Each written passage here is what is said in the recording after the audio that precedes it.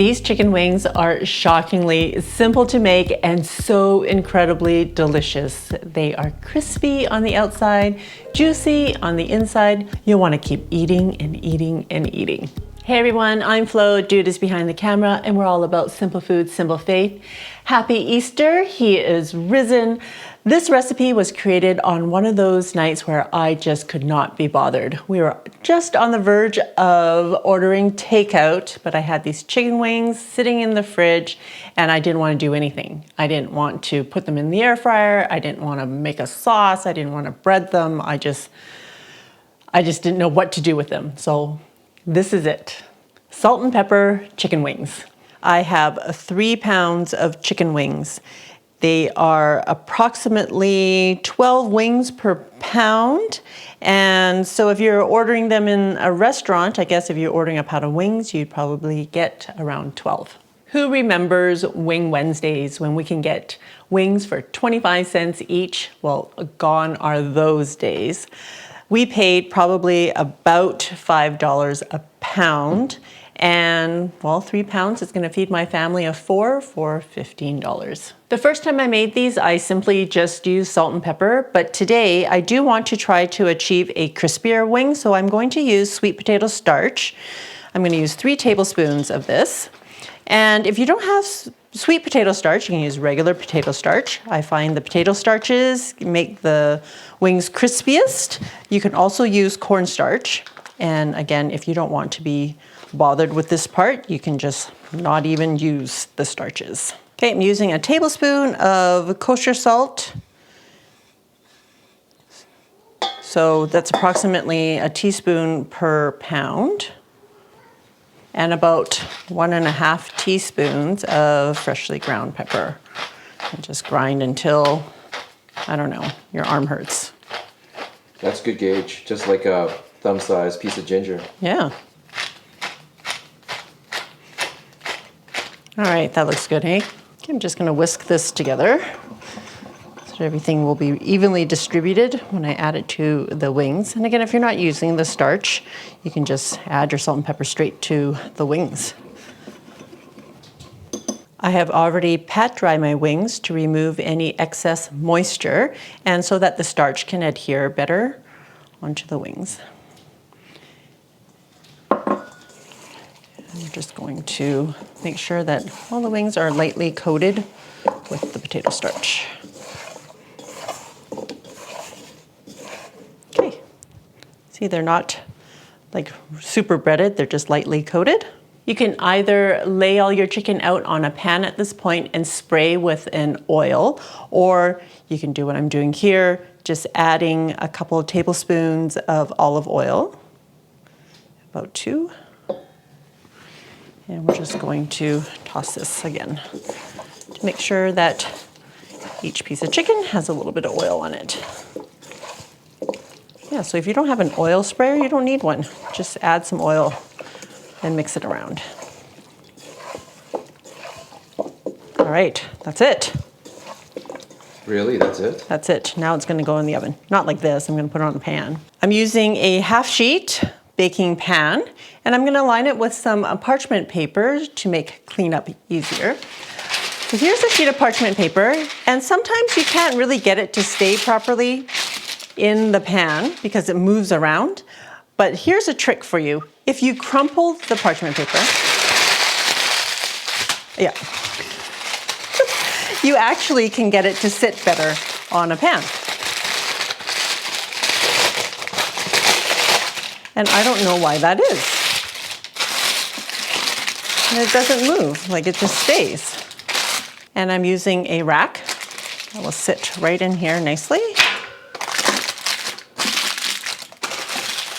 That's so that the heat can circulate around. Well, it's not really circulating, is it, if you don't have a convection oven?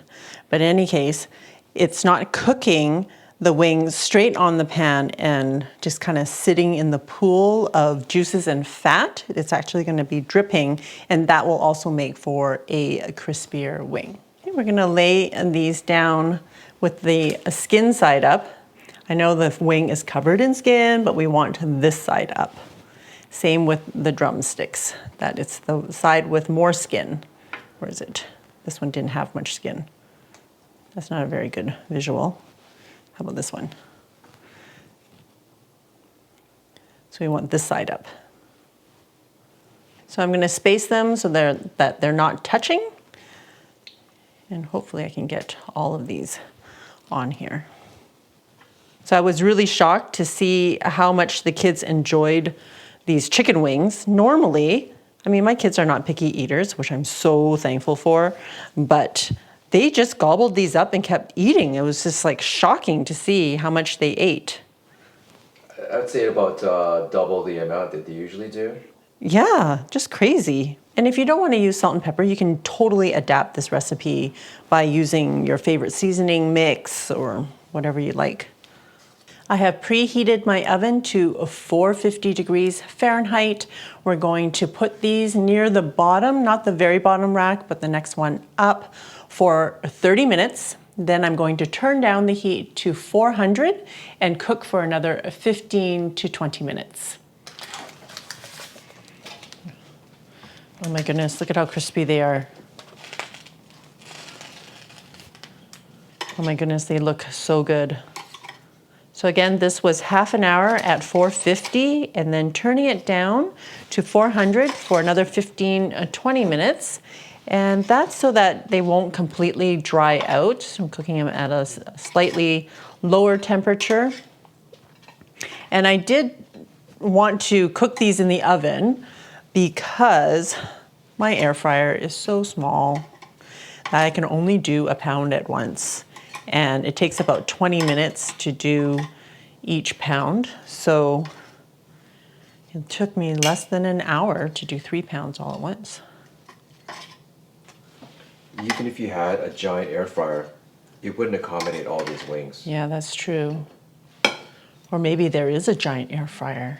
I didn't flip these in the middle because, you know, I can't be bothered.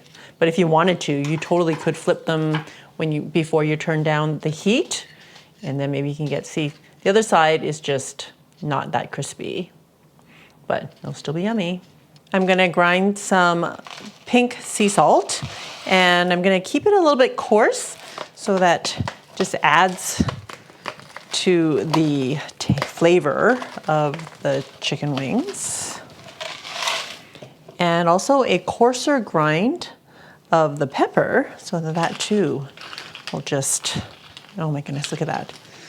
Stick to the chicken wings and add that extra flavor. Also garnishing with some cilantro. And if you don't want to use cilantro, you can use green onion or parsley, whatever herb you choose.